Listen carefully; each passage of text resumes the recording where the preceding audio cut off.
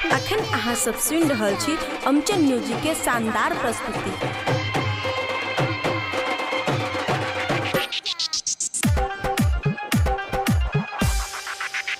पूजा करैल भक्ता लाइन लागल छै, माई के द्वार में हो बार रात जागल छै।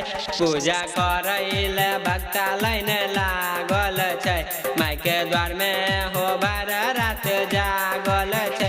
खाबे न फल पीबे न जल हाँ मगन छै। पूजा करैल भक्ता लाइन लागल छै, माई के द्वार में हो बार रात जागल छै।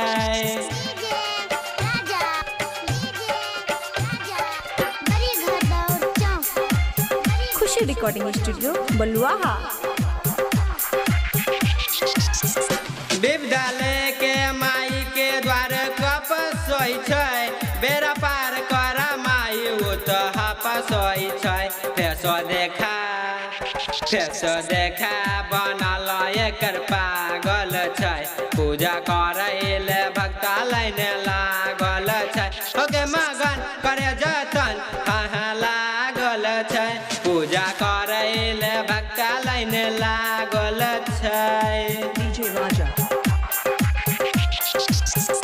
लाल दे दे पागल बानी शोर करे छै, माई के द्वारे में कनी कनी रोज भोर करे छै। भीमसेन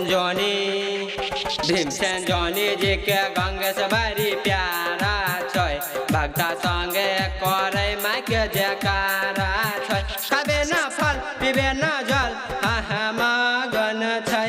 पूजा करैल भक्ता लाइन लागल छै। खुशी रिकॉर्डिंग स्टूडियो बलुआहा।